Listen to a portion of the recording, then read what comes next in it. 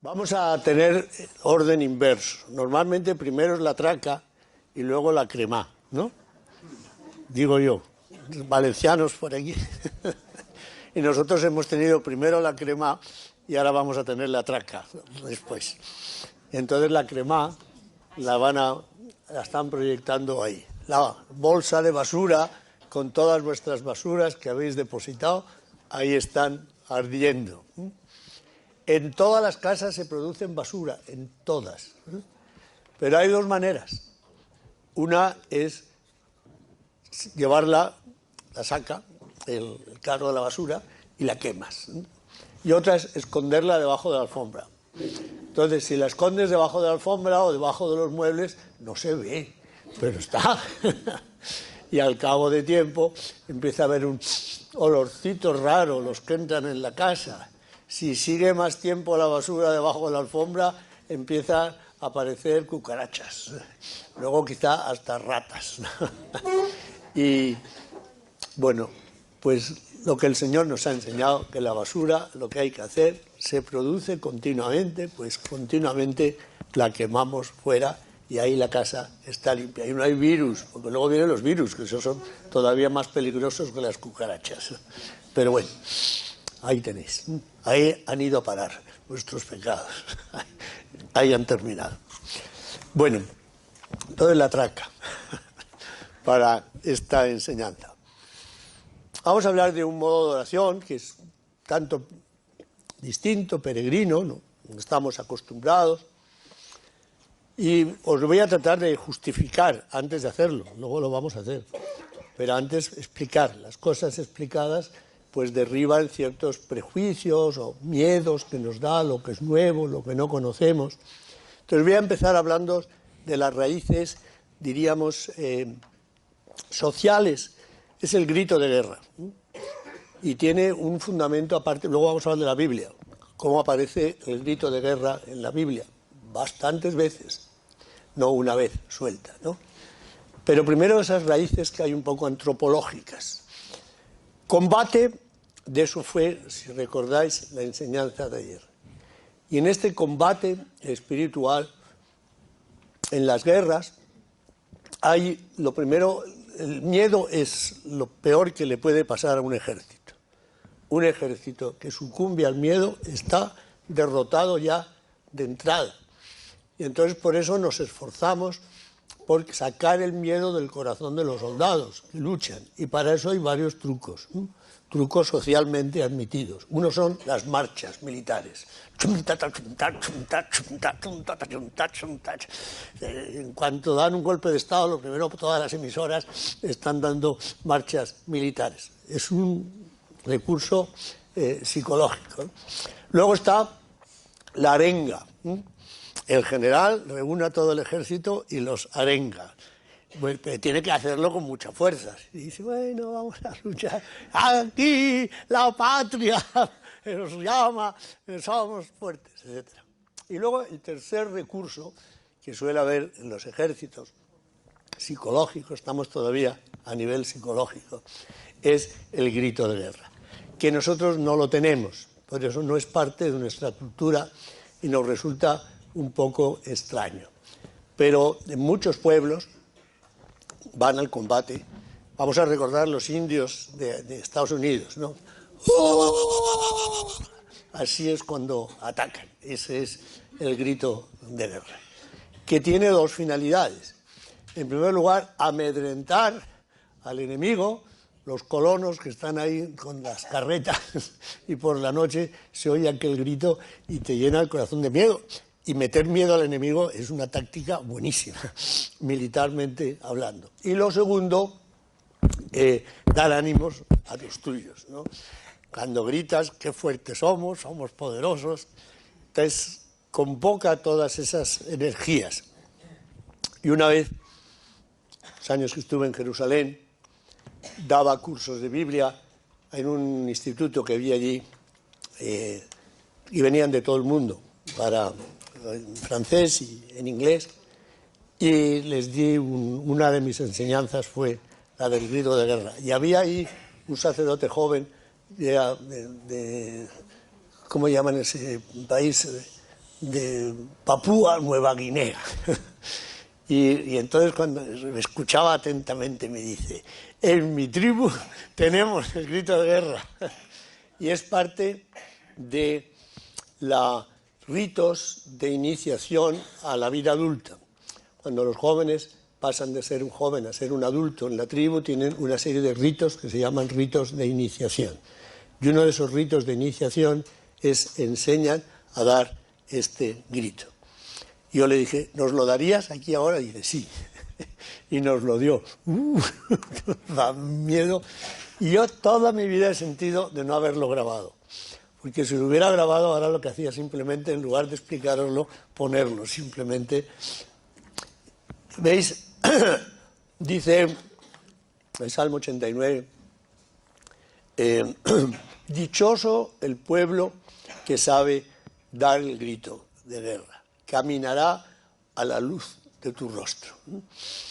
Entonces, dichoso un pueblo que sabe gritar, que sabe lanzar este grito, y es un pueblo que sabe luchar, combatir, tenemos que combatir. Repetíamos ayer, recordáis aquellas verdades fundamentales. Primera, que tenemos cosas muy preciosas que podemos perder. Segundo, que hay alguien muy poderoso que nos las quiere quitar. Entonces, solamente con esas dos cosas, si sabemos que tenemos cosas muy... Si no tienes nada que te quiten, pues... Pero cosas muy bonitas que tenemos y que hay alguien muy poderoso que nos las quiere quitar. Por eso tenemos que embarcarnos en el combate espiritual, que fue el tema de ayer, y de algún modo pues lo prolongamos ahora. Se invoca el nombre de Dios por anticipado, es realmente un lugar religioso.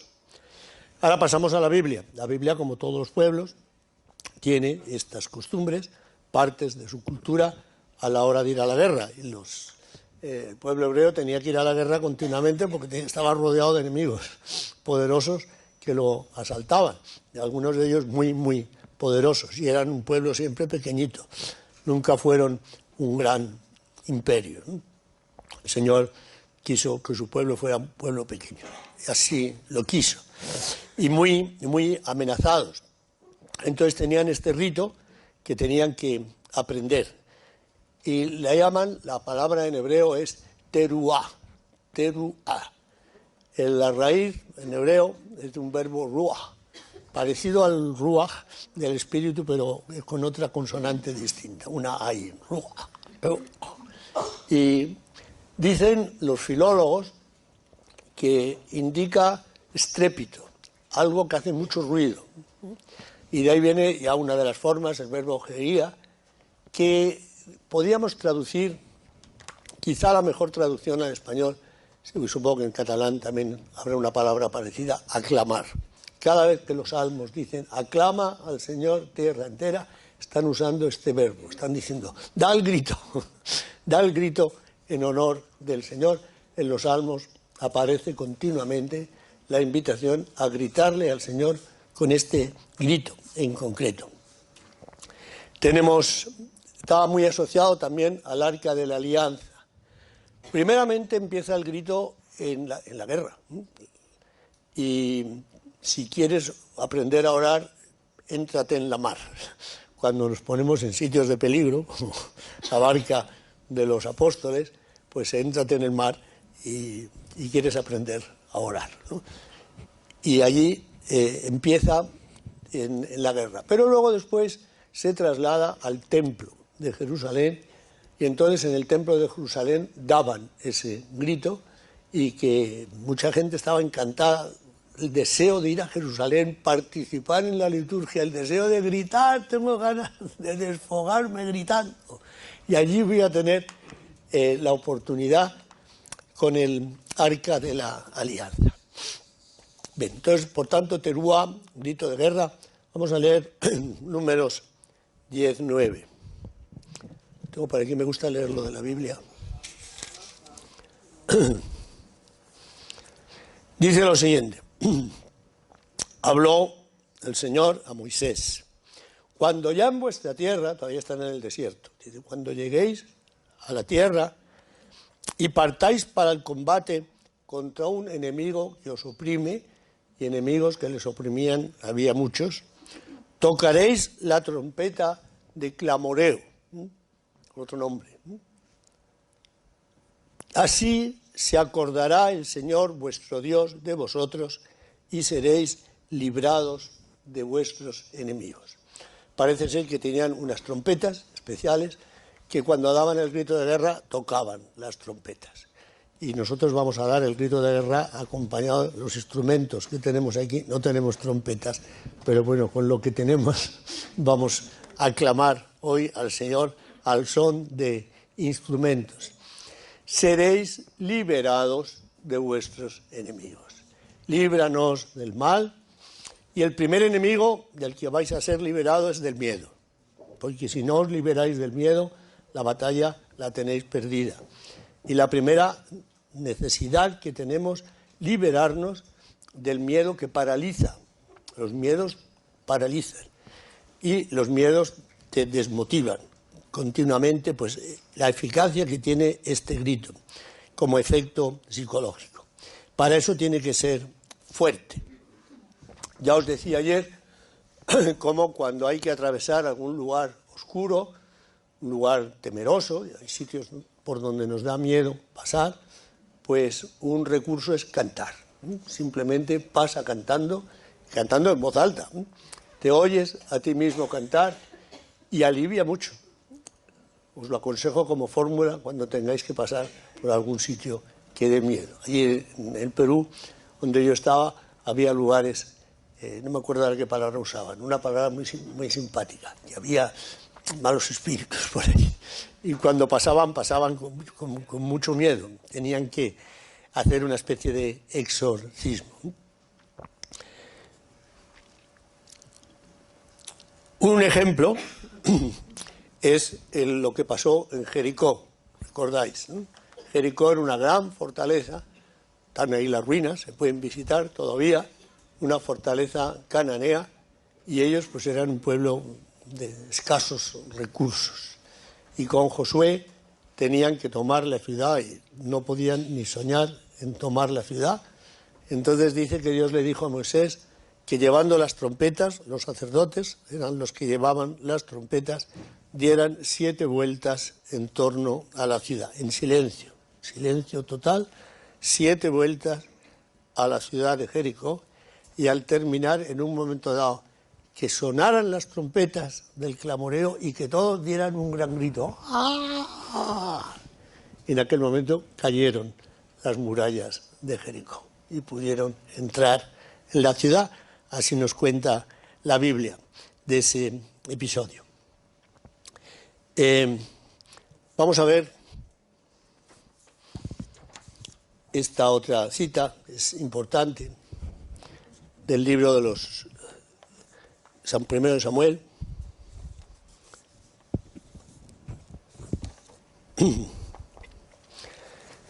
Estaban oprimidos por los filisteos en tiempo de Samuel, que eran un pueblo muy poderoso. ¿Por qué? Porque tenían un arma. El problema de los armamentos, la historia de las armas es interesantísima desde el punto de vista militar. La introducción de un arma nueva te da los carros estos Leopard que le están pidiendo los ucranianos a Alemania, porque es muy importante disponer de nuevos armamentos. Y allí estaban todavía viviendo en lo que es la edad del bronce. Las armas eran de bronce. Pero justo empieza la edad del hierro. Y la edad del hierro viene de fuera, son pueblos del mar, pueblos que vienen del Mediterráneo y traen consigo la industria del hierro. ¿Y qué pasa? Que el hierro es mucho más fuerte que el bronce. Si estamos en un duelo con espadas, la tuya es de bronce y la mía es del hierro, ¡clac!, se parte la de bronce. Entonces, armas de destrucción masiva tenían los filisteos y ellos no las tenían. Y iban muy mal. Iban progresivamente los filisteos apoderándose del país.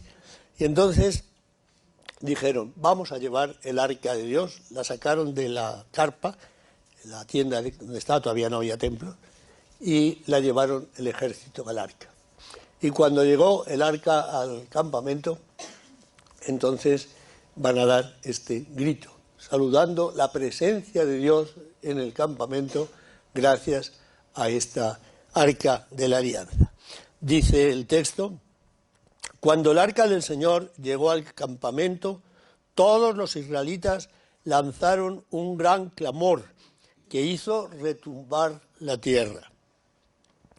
Los filisteos oyeron el estruendo del clamoreo y dijeron: ¿qué significa este gran clamor en el campamento de los hebreos?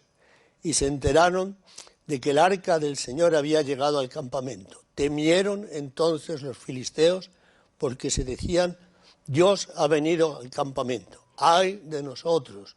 Nunca nos sucedió una cosa parecida. Por tanto, una instancia de cómo era. Como os digo, luego después pues lo llevaron al templo y daban también en el templo este grito.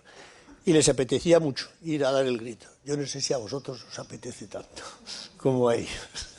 Si realmente lo hacemos hoy, vais a tener ganas. Ay, para la próxima tenemos que volver a dar el grito. Es importante. Bien, yo esto un poco lo fui descubriendo poco a poco. Y una vez me invitaron en Fátima de Portugal, donde la Virgen de Fátima era la Asamblea Nacional Portuguesa. Y me invitaron ahí a tener una serie de ponencias. Claro, yo el portugués obviamente no lo hablo y además es difícil de entender. El catalán, para uno que habla castellano, entiende mucho mejor el catalán que el portugués. Todo el sistema vocálico es muy complicado. Y entonces yo tenía que, hablaba, me interrumpían y traducían. Hablaba y traducían. Pero eso es muy porque todo el ímpetu se te va. Espera que traduzca. Y entonces me pidieron tener una cosa de sanación. Y digo, pues mira, vamos a tenerla, voy a probar. Era en el aula Pablo VI de Fátima, si habéis estado allí, un aula que tiene capacidad para 3.000 personas. Y estaba llena, las 3.000 personas. Y entonces digo, ¿me atrevo o no me atrevo? Porque el problema de esto es que si sale es espectacular. Pero si no sale, quedas en ridículo, el ridículo más espantoso. Y dicen que entre lo sublime y lo ridículo no es más que un pasito. Ese pasito puede ser sublime o puede ser ridículo. ¿Te atreves? Y dije yo, me atrevo. Imaginaos ese aula inmensa. Lo primero que hice fue vaciar el escenario. Estaba ahí la música, estaban otras cosas. No, el escenario lo dejáis limpio. Los músicos, con todos sus instrumentos, necesitamos todos los instrumentos, os ponéis aquí a este lado. Primero lo expliqué, las razones antropológicas, bíblicas, etcétera, y ya a la de 1, 2 y 3, que cada uno grite todo lo que pueda. Bueno, qué cosa, qué gritería, yo me quedé estremecido. Y además duraba, como el conejito ese de que era, ya no que dura el Duracell, ¿no? Que dura y dura y dura y dura. Y al final ya decía, bueno, pues ya hemos cumplido. Pero no, querían. Y luego siempre hay gente, en estas grandes asambleas, hay gente que está afuera fumando un cigarrillo, charlando. Y toda la gente, cuando oyó aquel escándalo, todos entraban. Y conforme entraban, ¡bum!, se veían cogidos por esto. Y luego, ya al final, tuvimos testimonios que habían sentido durante ese grito, y hubo testimonios preciosos. Luego este grito lo he hecho yo en otros lugares, en varias ocasiones, en distintos encuentros, y me impresionaron luego algunos de los testimonios que escuchamos. Uno fue muy divertido, no se me olvida, fue en el Perú, en Chimbote. Estuve allí una asamblea carismática, y entonces una señora salió y dice, mira, yo estaba completamente afónica, dudando si venir, y con el grito me ha vuelto la voz. Cuando lo normal es que con el grito te quedes afónico, pero esta se había curado de su afonía con el grito. Un poquito el mundo al revés. Bien, la victoria es victoria de Cristo resucitado, y es el que invocamos. El reino de Dios padece violencia, dice el Evangelio, San Mateo, y solo los violentos consiguen alcanzarlo. Esta frase, según se entienda, pues ahora sobre todo con toda esta violencia del yihad y estas cosas, no va por ahí la cosa. Es hacerse violencia a uno mismo, hacerse violencia a tus deseos de tranquilidad, de falta de implicación, de seguir rutinas. Tienes que hacer violencia a ti mismo y para este grito hay que hacerse violencia a sí mismo. Vemos las estructuras que hay en la sociedad, estructuras de pecado, impresionante, lo decíamos ayer, recordáis cómo ese príncipe de este mundo genera toda una serie, por una parte, de estructuras, todas estas grandes mafias de drogas, de armas, el negocio de las armas, la pedofilia, bueno, todas estas cosas muy organizadas, la pornografía. La pornografía es de las cosas más destructivas que existen. Y me extraña que la Irene Montero, tan feminista ella, no se dé cuenta que ahí en esa pornografía es donde enseñan a los hombres a hacer violencia a las mujeres. Es cosa muy desagradable y en la que la mujer aparece como un objeto para ser violentado por el hombre. Y eso no protestan. Y tremendo. Y sobre todo la adicción a la pornografía. Hay dos adicciones que para mi gusto son las más difíciles de quitar. Una es la de la pornografía y ya nuestros jóvenes desde los 13 años. Esa es la noción de sexo. Y tienen. Me contaba allí en Perú, él ya estaba casado, y un hombre, y me contó cómo le iniciaron sexualmente. Su padre un día, creo que a los 14 años, lo llevó a un prostíbulo para iniciarle. Pues, ya sepas cómo se hace esto. ¿Qué idea sobre la sexualidad tendría este joven?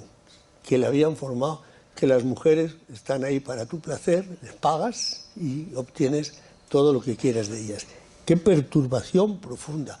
Todas estas estructuras de pecado existen en nuestra sociedad y realmente destruyen, muy destructivos. Vemos nuestros jóvenes muchas veces cómo están destruidos los botellones, todo ese tipo de...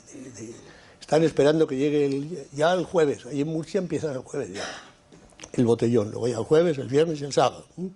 Y luego ya el resto de las semanas esperar que llegue el siguiente jueves, que ahí es donde viven. Y el resto es penosamente lo que hacen, no les interesa estudiar, no quieren estudiar, trabajar, no quieren trabajar.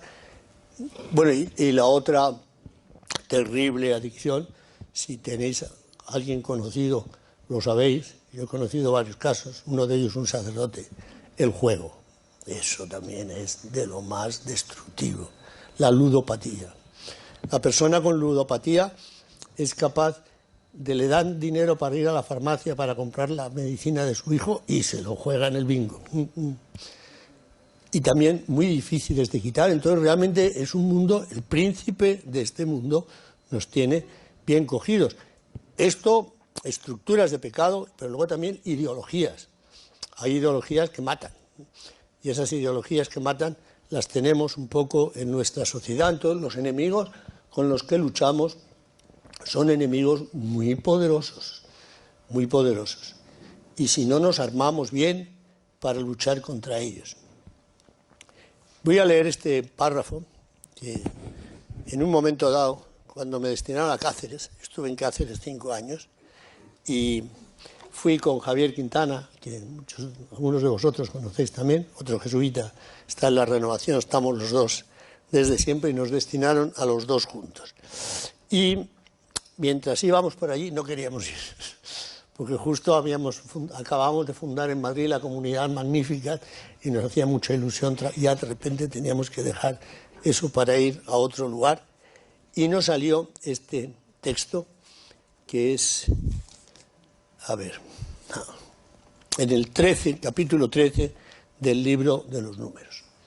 Ya llega Moisés con el pueblo al límite de la tierra prometida. Van a tener que atravesar el río Jordán para entrar ya en lo que es el territorio, la tierra que Dios les iba a dar. Pero antes enviaron unos exploradores, espías, para que vieran un poquito cómo la tierra, si era buena, si era mala, si tenían posibilidad de vencer, no posibilidad de vencer. Vuelven los exploradores o espías y traen dos noticias, una buena y una mala. Cuando te van a dar dos noticias, una buena y una mala, ¿cuál prefieres que te den primero? La buena. Sí, yo también. Sí. Bueno, veis que hay distintas opiniones en esto. De hecho, les dieron primero la buena y les dijeron, una tierra magnífica, mana leche y miel, produce todos los árboles, varias cosechas, está regada por agua, es un clima muy agradable. Pero luego viene la mala. Voy a leer el pasaje primero, luego ya lo desmenuzamos.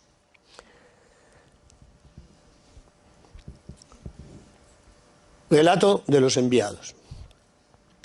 Les contaron lo siguiente: fuimos al país al que nos enviaste, y en verdad que mana leche y miel. Estos son sus productos. Los traían unos racimos de uvas enormes que tenían que llevarlos con dos palos ahí en los hombros, ¿no? Estos son los frutos de esa tierra. Solo que el pueblo que habita en el país es poderoso. Las ciudades fortificadas y muy grandes. Hemos visto allí gigantes. Caleb acalló al pueblo delante de Moisés diciendo: subamos, pues, y conquistaremos el país, porque sin duda podremos con él. Pero los hombres que habían ido con él dijeron: no podemos subir contra ese pueblo, es más fuerte que nosotros. Y empezaron a hablar mal a los israelitas del país que habían explorado, diciendo: el país que hemos recorrido y explorado es un país que devora a sus propios habitantes. Toda la gente que hemos visto allí es gente alta. Hemos visto también gigantes hijos de Anac, y junto a ellos nosotros nos sentíamos como saltamontes. Bueno, tú te imaginas un ejército que va a conquistar ese país y que es un territorio, y nosotros somos unos saltamontes. Y entonces toda la comunidad alzó la voz y se puso a gritar: ¡ay, ay, ay! La gente estuvo llorando toda aquella noche. Imposible, nos están mandando ahí al degüello, no se puede hacer nada. Ojalá hubiéramos muerto en Egipto. Y si no, ojalá que hubiéramos muerto en el desierto. ¿Por qué el Señor nos trae a este país para hacernos caer a filo de espada y que nuestras mujeres y niños caigan en cautiverio? ¿No es mejor que volvamos a Egipto? Nos volvemos para atrás. Dios no nos trajo hasta aquí para volver atrás. Esa canción está inspirada en estos versos. Nombremos a uno jefe y volvamos a Egipto. Moisés y Aarón cayeron rostro en tierra delante de toda la asamblea de la comunidad de los israelitas. Pero Josué, hijo de Nun, y Caleb, ellos no se atemorizaron, dijeron a la comunidad de los israelitas: ved bien estas palabras que les dicen. La tierra que hemos recorrido y explorado es muy buena tierra. Si el Señor nos es favorable, nos llevará a esa tierra y nos la entregará. Es una tierra que emana leche y miel. No os rebeléis contra el Señor, ni temáis a la gente del país, porque son pan comido. Traduce esta traducción, me gusta lo de pan comido. Se ha retirado de ellos su sombra, y en cambio el Señor está con nosotros, no tengáis miedo. Pero luego viene a hablar el Señor y se enfada mucho de la falta de fe, de la cobardía y del miedo de su pueblo. ¿Hasta cuándo me va a despreciar mi pueblo? ¿Qué creen? ¿Que no soy poderoso para darles la victoria contra esos enemigos? Los heriré de peste, los desheredaré, pero a ti te convertiré en un pueblo grande y poderoso, más grande que ellos. Bien, entonces, el desaliento, como sabéis, en una guerra, el miedo es el tema en catalán, porque me he acordado que es que en francés es peur, y en italiano paura. Y en castellano tenemos pavor, que yo creo que es la misma raíz, porque todo lenguas románicas, pues algo tendrá que ser. Ya me he enterado de lo que es por en catalán, la paura y el pavor nuestro. Muy malo, el pavor en la Iglesia y en nuestras vidas, si ya no creemos. Es lo contrario a la fe. Os decía el otro día que lo contrario de la fe no es la increencia. Lo contrario de la fe es el miedo. Si tienes miedo, bueno, tenerlo no lo tenemos. Es un mecanismo de supervivencia de la raza humana. Entonces el miedo te asalta. Y Jesús lo tuvo en Getsemaní, claramente. La cosa es cómo superar el miedo. No se trata de no tenerlo, sino se trata de superarlo. Y lo que nos hace superar el miedo es precisamente la fe. Por eso, muy bonito al que se haya ocurrido poner para este lema, poner esta foto y poner este pasaje, que además fue el que leímos ayer en la misa del sábado, previa a este domingo. Gigantes y saltamontes. ¿Cómo sentís vosotros? ¿Os sentís saltamontes o os sentís gigantes? Pues vamos a pedirle al Señor que frente a todos, cada uno sabe sus luchas, cada uno de los aquí presentes tiene un combate. Estamos metidos en combates muy distintos unos de los otros, y el miedo te hace decaer, te hace bajar los brazos. Y lo que venimos aquí es que ahora el Señor nos quite ese miedo, nos haga superarlo, de tal manera que alcemos los brazos y estos recursos pues que nos da el Señor podamos usarlo. Algunas palabras, ya estoy terminando. Isaías 41:11. A ver, pues la tengo por aquí. Dice lo siguiente: se avergonzarán y confundirán todos los abrasados en ira contra ti. Serán como nada y perecerán los que te buscan querella. Los buscarás y no los hallarás a los que disputaban contigo. Serán como nada y nulidad los que te hacen la guerra, porque yo, el Señor tu Dios, te tengo asido por la diestra. Soy yo quien te digo, no temas, yo te ayudo. Quiero que estés, ¿no sé esta la cita? Precisamente. No temas, gusanito de Jacob, gente de Israel, yo te ayudo, y tu Redentor es el Santo de Israel. Entonces los que buscaban hacerte daño se van a sentir confundidos. Hay una frase muy bonita que me gusta mucho de Martin Luther King, que es una de las personas que yo más admiro de la historia reciente. Un hombre que sin violencia, no violenta. Aquí enseguida, en cuanto ya estás empezando a quemar ruedas de coches y a tirar piedras, ¿no? en nuestro mundo. Y no, sin tirar una sola piedra. Y convocó aquellas inmensas manifestaciones para derogar las leyes de Estados Unidos que marcaban la segregación racial. Eran leyes terribles. Autobuses para blancos, autobuses para negros, colegios para blancos, y en autobús de blancos no podía entrar un negro, en cine de blancos no podía. Terrible. Estamos hablando, estoy hablando de 1960, es decir, hace 70, 80 años, no estamos hablando de la Edad Media. Hasta ahí en Estados Unidos era así. Y conseguir repeler esas leyes en la misma Constitución que amparaban la discriminación racial parecía una tarea imposible. Pero hubo una serie de personas que creyeron que era posible y se lanzaron, y como os digo, este hombre, buen cristiano, un hombre de fe, pues convocó aquellas grandes manifestaciones, unidos venceremos, y sin tirar ninguna piedra lo mataron a él. Lo mataron el mismo año que me ordené yo. Por eso me acuerdo mucho lo que supuso la muerte de aquel hombre, como Gandhi, otro gran gigante, que logró la liberación de la India y la logró sin tirar un tiro. El tiro que le dieron a él, también lo mataron, porque ven que los que luchan a veces vas a morir, pero no tengas miedo a la muerte. Si eres mártir, pero tú no hagas...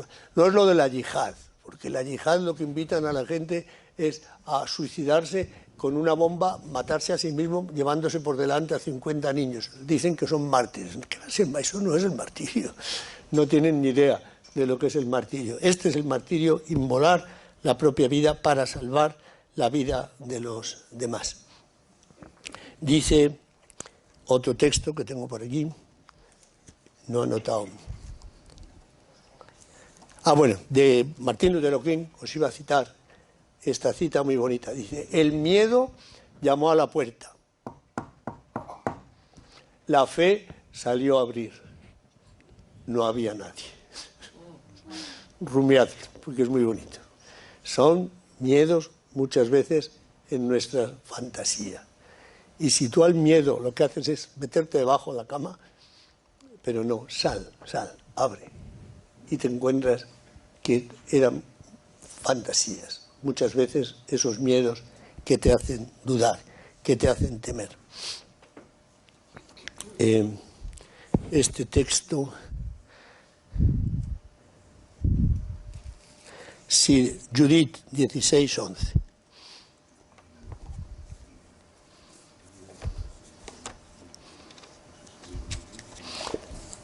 Judith 16:11. Bueno, ya sabéis, sitiados por los asirios, que es quizá el pueblo más cruel que ha conocido la historia. Nombrar a los asirios y todo el mundo se echaba a temblar, rodeaban la ciudad de Betulia, donde ella estaba. Y es muy bonito, el libro de Judith, viuda, y en su dolor, joven, tenía dos recursos, o tres, dos malos y uno bueno. Un recurso malo sería haberse convertido en la viuda alegre. Entonces se dedica por ahí a todos los bailes, a todas las fiestas, a todo lo demás. Como una señora que conocí yo, se murió su marido, y le preguntaban, hola Paquita, ¿cómo estás tú? Y dice, ay, pues hija, muy bien, muy bien. Dice, mira, mi marido en el cielo y yo en la gloria.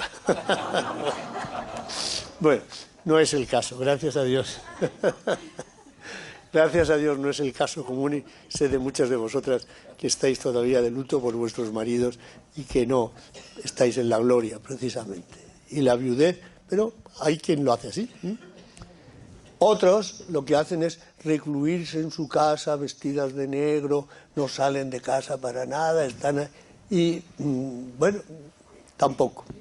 En el Perú tienen una costumbre, hay aquí algunas peruanas, y me lo confirmarán, por lo menos en la parte del Perú donde yo estaba, que es una costumbre social que me parece muy, muy sana, y es la ceremonia del botaluto. Entonces, vamos a poner el caso, una viuda, entonces le respetan su luto durante 6 meses, pero no más.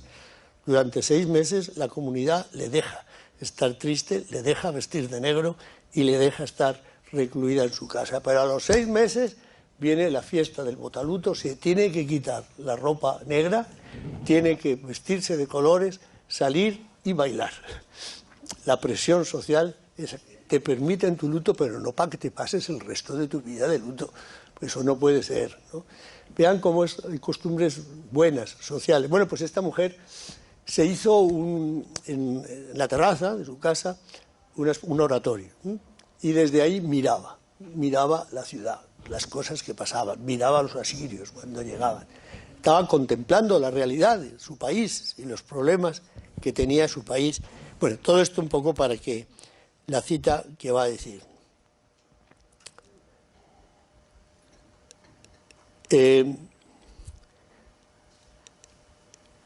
Clamaron mis débiles, lo vamos a hacer ahora, nosotros, débiles. Clamaron mis débiles y ellos quedaron aterrados. Holofernes con toda su compañía. Alzaron su voz estos y ellos se dieron a la fuga. No había nadie. Fuera. Vamos a pedirle así al Señor que nos libere. La alabanza, uno de los libros más clásicos, el comienzo de la renovación, el poder de la alabanza, fue un poco el pistoletazo de salida. Aquel libro sobre la alabanza recoge cantidad de testimonios de personas que han encontrado en la alabanza, que es el grito que vamos a dar, el grito cantando la gloria de Dios, el poder de Dios, superando tremendos fracasos y tremendas limitaciones. La alabanza libera de los enemigos, Números 19.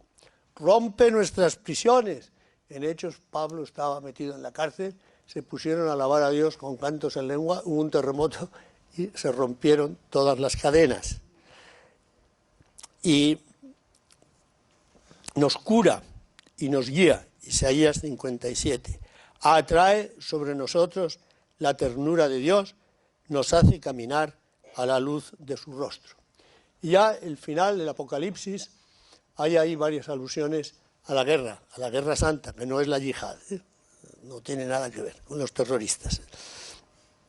El ruido de una muchedumbre inmensa en el cielo que clamaba aleluya, como el mugido de las grandes aguas, como el rugido de violentas tormentas que clamaban aleluya. Pues eso es lo que vamos a aprender a dar este grito de alabanza. Vamos a dar de pie y vamos a necesitar toda la ayuda del coro. No hay tambores ni percusión, pero sí hay panderetas. Ya. Entonces vais a dejar todo en la silla, os vais a poner de pie con las manos libres.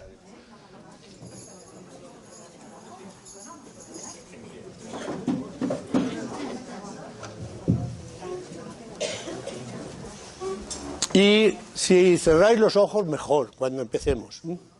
Imaginaros, porque tenemos que activar la imaginación. Imaginaros que aquí están, si habéis visto muchas series de estas, por ejemplo, la del Señor de los Anillos, veis esos ejércitos terribles, de gente de metal, espantosos, pues verlos aquí, están aquí, enfrente de vosotros, y les vais a gritar. Y vais a ver cómo desaparecen. Las cosas que te dan miedo, piensa, ¿cuáles son tus miedos malos? Porque hay miedos buenos.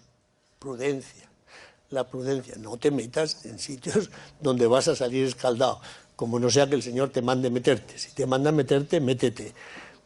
Y el Señor te librará. Pero si el Señor no te manda meterte, no te metas. Y nos metemos en muchos berenjenales donde no deberíamos habernos metido nunca.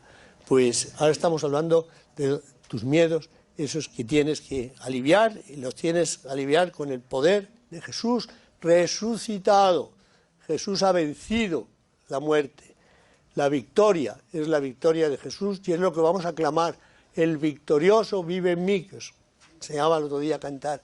Es la victoria de Dios frente a esos enemigos tan feos.